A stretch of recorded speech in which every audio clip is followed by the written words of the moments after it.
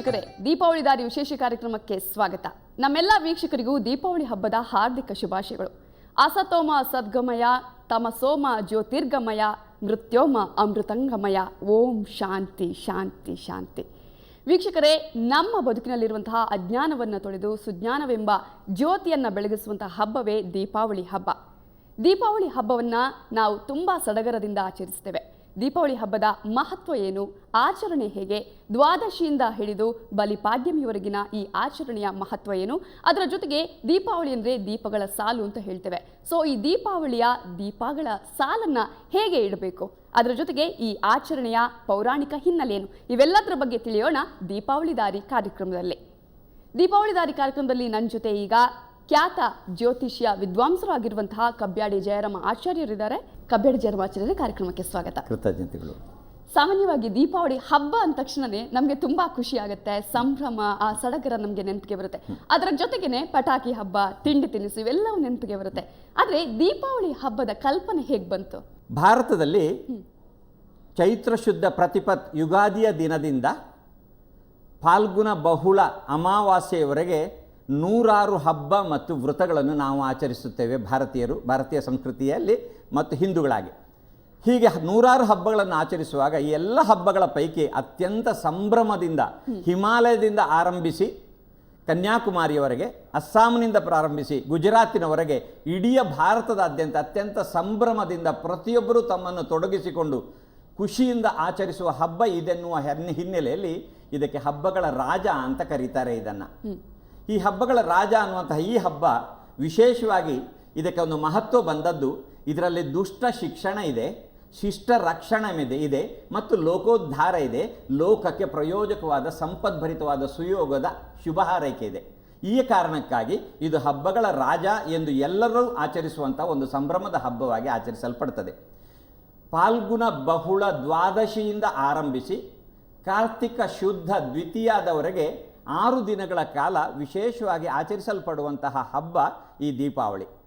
ಫಾಲ್ಗುಣ ಶುದ್ಧ ದ್ವಾದಶಿಯ ದಿವಸ ಬೆಳಗ್ಗೆ, ಅದಕ್ಕೆ ಗುರುದ್ವಾದಶಿ ಅಥವಾ ಗೋವತ್ಸ ದ್ವಾದಶಿ ಅಂತಲೂ ನಾವು ಕರಿತೇವೆ. ಆ ದಿವಸ ವಿಶೇಷವಾಗಿ ಗುರುಗಳನ್ನು ಭಕ್ತಿ ಶ್ರದ್ಧೆಯಿಂದ ಪ್ರಾರ್ಥಿಸಿ, ನಮ್ಮ ಜೀವನದಲ್ಲಿ ನಮಗೆ ದಾರಿಯನ್ನು ತೋರಿಸಿದವರು ನೀವು, ಹಾಗಾಗಿ ನಿಮಗೆ ವಂದಿಸುತ್ತೇವೆ, ನಮಗೆ ಆಶೀರ್ವದಿಸಿ ಅಂತ ಪ್ರಾರ್ಥಿಸಿ ಅವರಿಗೆ ಗೌರವ ನೀಡುವಂಥ ಒಂದು ಸ್ವಸ್ತಿಕೆಯಲ್ಲಿ ಗುರುಗಳನ್ನು ಅಲ್ಲಿ ನಾವು ಆವಾಹಿಸಿ ಅವರನ್ನು ಪೂಜಿಸುವಂಥ ಒಂದು ಕ್ರಮ. ಹಾಗಾದ್ದರಿಂದ ಗುರುದ್ವಾದಶಿ ಇದರಲ್ಲಿ ಅದು ಸ್ವಾರಸ್ಯ. ನಾವು ಇದರಲ್ಲಿ ಗುರುಗಳನ್ನು ಆರಾಧಿಸುತ್ತೇವೆ, ಹಿರಿಯರನ್ನು ಆರಾಧಿಸುತ್ತೇವೆ, ಸಕಲ ಸೌಭಾಗ್ಯದಾಯಕಿಯಾದ ಜಗನ್ಮಾತೆಯಾದಂಥ ಲಕ್ಷ್ಮಿಯನ್ನು ಆರಾಧಿಸುತ್ತೇವೆ, ಜಗನ್ನಿಯಾಮಕನಾದಂತಹ ಕೃಷ್ಣನನ್ನು ಆರಾಧಿಸುತ್ತೇವೆ, ದಾಮೋದರ ಸ್ವರೂಪಿಯಾದಂತಹ ವಿಷ್ಣುವನ್ನು ಆರಾಧಿಸುತ್ತೇವೆ. ಹೀಗೆಲ್ಲ ಕಾರಣದಿಂದ ಆರಾಧಿಸುವುದರಿಂದ ಗೋಮಾತೆ, ಸಕಲ 33 ಕೋಟಿ ದೇವತೆಗಳಿರುವಂಥ ಗೋಮಾತೆಯನ್ನು ನಾವು ಆರಾಧಿಸುತ್ತೇವೆ. ಆಗಿ ಇದು ಅತ್ಯಂತ ಸಂಭ್ರಮದ ಹಬ್ಬವಾಗಿ ಆಚರಿಸಲ್ಪಡ್ತದೆ. ಹಾಗಾಗಿ ಗುರುದ್ವಾದಶಿಯ ದಿವಸ ಗುರುಗಳನ್ನು ಆರಾಧಿಸಿ ಆ ದಿವಸ ರಾತ್ರಿ ಆಕಾಶ ದೀಪ ಅಂತ ಒಂದು ಸ್ಥಾಪನೆ ಮಾಡ್ತೇವೆ. 8 ದಳಗಳುಳ್ಳಂತಹ ಒಂದು ಬಿದಿರಿನಿಂದ ಮಾಡಿದಂತಹ ಒಂದು ಗೂಡಿನಲ್ಲಿ 8 ದೀಪ ಸಹಿತವಾಗಿ ಮಧ್ಯದಲ್ಲಿ ಒಂದು ದೀಪವನ್ನು ಇಟ್ಟುವ ಒಂದು ಗೂಡು ದೀಪ ಅಂತ ಅದನ್ನು ನಾವು ಕರಿತೇವೆ. ಅದನ್ನು ನಾವು ರಚಿಸಿ ಎತ್ತರದಲ್ಲಿ ಅದನ್ನು ಕಟ್ಟಿ ಆ ದಿವಸ ದೀಪವನ್ನು ಬೆಳಗಿಸಿ ಕಟ್ಟುವಂತಹ ಸಂಪ್ರದಾಯ ಆ ದಿವಸ ಪ್ರಾರಂಭ ಮಾಡಿ ಮತ್ತು 1 ತಿಂಗಳ ಹೊರಗೆ, ಅರ್ಥಾತ್ 1 ತಿಂಗಳು 4 ದಿವಸದವರೆಗೆ, ಕಾರ್ತಿಕ ಬಹುಳ ಅಮಾವಾಸ್ಯೆಯವರೆಗೂ ಆ ಗೂಡು ದೀಪ ಅನ್ನುವುದನ್ನು ನಾವು ಆಕಾಶದ ಎತ್ತರದಲ್ಲಿ ಕಟ್ಟಿ ಇಡುತ್ತೇವೆ. ಏನು ಇದರ ಮಹತ್ವ? ಇದರಲ್ಲಿ ಈ ಗೂಡು ದೀಪದ 8 ದಳಗಳಲ್ಲಿ ಯಮ, ಧರ್ಮ, ಪಿತೃದೇವತೆ ಇತ್ಯಾದಿಗಳೆಲ್ಲ 8 ದೇವತೆಗಳ ಸಹಿತನಾಗಿ ದಾಮೋದರನನ್ನು ನಾವು ಪ್ರಾರ್ಥಿಸುತ್ತಾ, ನೀನು ನಮ್ಮ ಹಿರಿಯರಿಗೆ ಅವರದ್ದು ಪಿತೃಲೋಕದಿಂದ ವಿಷ್ಣು ಸಾಯುಜ್ಯವನ್ನು ಕೊಡುವುದರೊಂದಿಗೆ ನಮಗೂ ಈಗ ಈ ಜನ್ಮದಲ್ಲಿ ದೀರ್ಘಾಯುಷ್ಯವನ್ನು ಕೊಟ್ಟುಕೊಂಡು ಮುಂದಿನ ಜನ್ಮದಲ್ಲಿ ನಮಗೂ ವಿಷ್ಣು ಪದ ಸಿಗುವಂತೆ, ಕಷ್ಟ ಕಾರ್ಪಣ್ಯ ಇಲ್ಲದೆ ಜನನ ಮರಣದ ಪುನಃ ಈ ಬಂಧನಕ್ಕೊಳಗಾಗದೆ ವಿಷ್ಣು ಸಾಯುಜ್ಯವನ್ನು ನಮಗೆ ಕರುಣಿಸು ದೇವರೇ ಎಂದು ದೇವರನ್ನು ಪ್ರಾರ್ಥಿಸುವುದಕ್ಕಾಗಿ ಆ ಆಕಾಶ ದೀಪವನ್ನು ಸ್ಥಾಪಿಸುವುದು. ಅದರೊಂದಿಗೆ ಅದು ಪಿತೃಗಳಿಗೆ, ಅವರು ಪಿತೃಗಳು ಪಿತೃಪಕ್ಷದಲ್ಲಿ ಭೂಲೋಕಕ್ಕೆ ಬರ್ತಾರೆ ಪಿತೃಲೋಕದಿಂದ ಅಂತ ನಮ್ಮ ನಂಬಿಕೆ. ಆ ಪಿತೃಲೋಕದಿಂದ ಬಂದವರು ಈ ದಿವಸದವರೆಗೆ ಈ ಆಶ್ವಯುಜ ಬಹುಳ ದ್ವಾದಶಿಯವರೆಗೆ ಅಲ್ಲ, ಅಮಾವಾಸ್ಯೆಯವರೆಗೂ ಇರ್ತಾರೆ ಅವರು. ಅಮಾವಾಸ್ಯೆಯವರೆಗೂ ನಮ್ಮಲ್ಲಿ ಇದ್ದುಕೊಂಡು ನಮ್ಮನ್ನೆಲ್ಲ ಆಶೀರ್ವದಿಸ್ತಾ ಹಾರೈಸ್ತಾ ನಮ್ಮೊಂದಿಗಿದ್ದವರು ಅವರು ಪಿತೃಲೋಕಕ್ಕೆ ಪುನಃ ವಾಪಸ್ಸು ಹೋಗಬೇಕಾದ ಜವಾಬ್ದಾರಿ ಇದೆ. ಯಾಕಂದರೆ ಅವರದಂಥ ಪರಂಪರೆಯ ಕುಟುಂಬದವರನ್ನು ನೋಡಿಕೊಂಡು ವಾಪಸ್ ಬರಬೇಕು ಅಂತಲೇ ದೇವರು ಕಳಿಸಿರುವುದಂತೆ ಅವರನ್ನು ಪಿತೃಪಕ್ಷಕ್ಕೆ. ಹಾಗಾದ್ರೆ ನಾವು ಆವಾಗ ಪಿತೃಪಕ್ಷದಲ್ಲಿ ಅವರಿಗೆ ಪಿಂಡದಾನ ಮಾಡ್ತೇವೆ. ಅದರದಂಥ ಕೊನೆಯ ಹಂತದ ಘಟ್ಟ ಇಲ್ಲಿ ನಡೀತದೆ. ಈ ಗುರು ದ್ವಾದಶಿಯ ದಿವಸ ಅವರಿಗೆ ಅವರದಂಥ ಪ್ರಾರ್ಥನೆ ಮಾಡಿ ಯಮನಿಗೂ ಪ್ರಾರ್ಥನೆ ಮಾಡ್ತೇವೆ ನಾವು. ಆ ದಿವಸ ಯಮನೆ ಇವರನ್ನು ಕರೆದುಕೊಂಡು ಹೋಗುವಂತ ಪ್ರಾರ್ಥನೆ ಮಾಡಿಕೊಂಡು ಆಕಾಶ ದೀಪವನ್ನು ಸ್ಥಾಪಿಸುವುದರ ಮುಖಾಂತರ ಪಿತೃಗಳಿಗೆ ಹೋಗುವುದಕ್ಕೆ ದಾರಿ ಎನ್ನುವ ಸಾಂಕೇತಿಕವಾಗಿ ಗೂಡು ದೀಪವನ್ನು ಎತ್ತರದಲ್ಲಿ ನಾವು ಕಟ್ಟುತ್ತೇವೆ. ಅದಾದ ನಂತರ ಆಶ್ವಯುಜ ಬಹುಳ ತ್ರಯೋದಶಿ, ಅದಕ್ಕೆ ಆ ದಿವಸ ನಾವು ಅದನ್ನು ಗಂಗಾ ಪೂಜೆ ಮತ್ತು ಯಮದೀಪದ ಹಬ್ಬದ ದಿನ ಅಂತ ಕರಿತೇವೆ. ಅದು ರಾಮ ಬಂದ ದಿನ ಅಂತ ನಾವು ಕರೀಬಹುದಾ? ಹೇಗೆ ಪೌರಾಣಿಕ ಹಿನ್ನೆಲೆಯಿಂದ ನೋಡಿದ್ರೆ? ಪೌರಾಣಿಕ ಹಿನ್ನೆಲೆಯಲ್ಲಿ ರಾಮನವಮಿಯ ದಿವಸ ಆತ ಹುಟ್ಟಿದ್ದು, ರಾವಣನನ್ನು ವಧೆ ಮಾಡಿ ಆತ ಆ ದಿವಸ ಅವನದಾದಂಥ 14 ವರ್ಷದ ವನವಾಸದ ಸ್ಥಿತಿಯನ್ನು ಮುಗಿಸಿ ಆತ ಅಯೋಧ್ಯೆಯನ್ನು ಪುನಃ ಪ್ರವೇಶಿಸಿದ ದಿನ ಅನ್ನುವ ಒಂದು ನಂಬಿಕೆಯ ದಿವಸದಲ್ಲಿಯೂ ಅದನ್ನು ವಿಶೇಷವಾಗಿ ಆಚರಿಸ್ತೇವೆ. ಅದಕ್ಕಿಂತಲೂ ಪ್ರಮುಖವಾಗಿ ಆ ದಿವಸ ಪಿತೃಗಳನ್ನು ವಿದ್ಯುಕ್ತವಾಗಿ ಕಳಿಸುವುದಕ್ಕೆ ಬೇಕಾಗುವ ಸಿದ್ಧತೆ ಮಾಡುವಂತೆ ಯಮನನ್ನು ಮುಂಜಾವಿನ ದಿನ ಯಮನಿಗೆ ತರ್ಪಣವನ್ನೇ ಯಮಾಯ ಧರ್ಮರಾಜಾಯ ಮೃತ್ಯುವೇ ಚಾಂತಕಾಯ ಚ ವೈವಸ್ವತಾಯ ಕಾಲಾಯ ಸರ್ವಭೂತ ಕ್ಷಯಾಯ ಚ ಔದುಂಬರಾಯ ದದ್ನಾಯ ನೀಲಾಯ ಪರಮೇಶ್ನೇ ವೃಕೋದರಾಯ ಚಿತ್ರಾಯ ಚಿತ್ರಗುಪ್ತಾಯ ವೈ ನಮೋ ನಮಃ ಎಂದು ಯಮನಿಗೆ ತರ್ಪಣವನ್ನು ನೀಡಿ, ಯಮನೆ ನಮ್ಮ ಹಿರಿಯರನ್ನು ತೆಗೆದುಕೊಂಡು ಹೋಗಿ ಪಿತೃಲೋಕದಲ್ಲಿ ಅವರದಂಥ ಸ್ಥಾಪನೆಯನ್ನು ಮಾಡಿ ಅವರದಂಥ ಲೆಕ್ಕಾಚಾರಗಳನ್ನು ಚುಕ್ತಗೊಳಿಸಿ ಅವರನ್ನು ವಿಷ್ಣು ಸಾಯುಜ್ಯವನ್ನು ಸೇರಿಸು ದಮ್ಮಯ್ಯ ಅಂತ ಪ್ರಾರ್ಥಿಸುವ ದಿನ.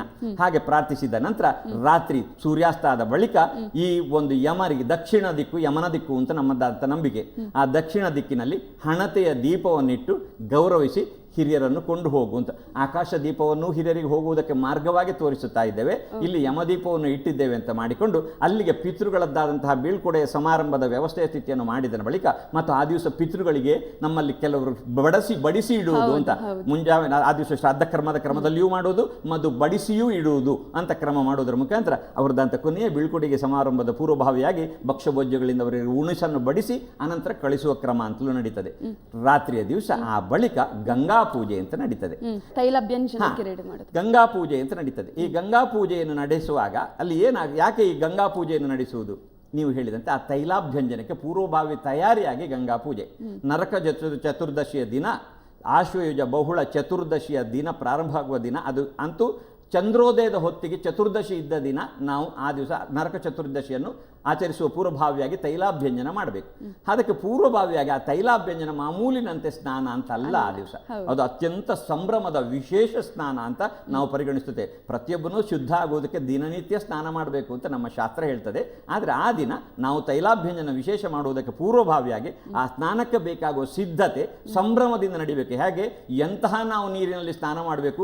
ಗಂಗೆ ಎಂದು ನಾವು ಭಾವಿಸುವ ಶುದ್ಧ ನೀರು. ಯಾಕೆಂದ್ರೆ ಗಂಗೆಯಲ್ಲಿ ಮಿಂದ್ರೆ ಅವ ಪರಮಪಾವನನಾಗ್ತಾನೆ, ಅವಳು ಪರಮಪಾವನರಾಗ್ತಾರೆ. ಅವರ ಪಾಪಗಳೆಲ್ಲ ತೊಳೆದು ಅವರು ಪುಣ್ಯವಂತರಾಗಿ ಇಹಲೋಕದ ಎಲ್ಲ ಸಮಸ್ಯೆಗಳು ಬಗೆಹರಿತದೆ, ಇಲ್ಲಿಯೂ ಸುಖಿಪುರುಷರಾಗಿ ಮತ್ತೆ ಸುಖದ ಸಾಯುಜ್ಯವನ್ನು ಹೊಂದುತ್ತಾರೆ ಅನ್ನುವ ಕಾರಣಕ್ಕೋಸ್ಕರ ಗಂಗೆ ನಮಗೆ ಅತ್ಯಂತ ಪವಿತ್ರಳಾದ್ದರಿಂದ ಆ ಗಂಗಾ ಪೂಜೆ ಎನ್ನುವ ನೆಪದಲ್ಲಿ ನಾವು ಮನೆಯಲ್ಲಿ ಸ್ನಾನದ ಸಲಕರಣೆಗಳನ್ನೆಲ್ಲ ಚೆನ್ನಾಗಿ ಶುದ್ಧವಾಗಿ ತೊಳೆದು ಶುದ್ಧೀಕರಿಸಿ ಅಲಂಕರಿಸಿ ಅದಕ್ಕೆ ಬೇರೆ ಬೇರೆ ಮುದ್ರೆಗಳನ್ನು ಎಲ್ಲ ಇಟ್ಟು ಹೂವಿನಿಂದಲೂ ಅಲಂಕರಿಸಿ ಅದಕ್ಕೆ ಗಂಗಾ ಪೂಜೆಯನ್ನು ಗಂಗೆ ಚ ಯಮುನೆ ಚ ಇವ ಗೋದಾವರಿ ಸರಸ್ವತಿ ನರ್ಮದೆ ಸಿಂಧು ಕಾವೇರಿ ಜಿಲೇಸ್ಮಿನ್ ಸನ್ನಿಧಿಂಗುರು ಅಂತ ಭಾರತದ ಸಮಗ್ರ ತೀರ್ಥಗಳ ಅಧಿನಾಯಕಿಯಾಗಿ ಗಂಗೆಯೇ ನೀನಿಲ್ಲಿ ಸ್ಥಾಪಿತಳಾಗಿರು, ನಮ್ಮನ್ನು ಶುದ್ಧೀಗೊಳಿಸು ಪಾವನಗೊಳಿಸು ಅಂತ ಅವಳಿಗೆ ಪೂಜೆ ಮಾಡುವಂಥ ಶುಭ ದಿನ ಆ ದಿವಸ. ಅದಕ್ಕೆ ಗಂಗಾ ಪೂಜೆಯ ದಿನ. ಗುರುಜಿಯವರೇ, ತ್ರಯೋದಶಿಯ ಮಹತ್ವ ಏನು ಅನ್ನೋದನ್ನ ಬಹಳ ವಿಸ್ತಾರವಾಗಿ ಹೇಳಿಕೊಟ್ರೆ.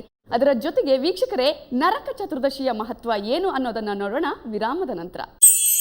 ನರಕಾಸುರನೆಂಬ ಒಬ್ಬ ರಾಕ್ಷಸ ದ್ವಾಪರ ಯುಗದಲ್ಲಿ 16,100 ಹೆಂಗಳೆಯರನ್ನು ಬಂಧಿಸಿ ತನ್ನದಾದಂಥ ಕಾಮಲಾಲಸೆಗಾಗಿಯೋ ಅಥವಾ ಯಾವುದೋ ಸ್ವಾರ್ಥಕ್ಕಾಗಿ ಅಥವಾ ತನ್ನದಾದಂಥ ವಿಶೇಷ ಏನೋ ಮಹತ್ತರವಾದ ಸಾಧನೆಯ ಗುಂಗಿನಲ್ಲಿ ಬಂಧಿಸಿ ಇಡ್ತಾನೆ.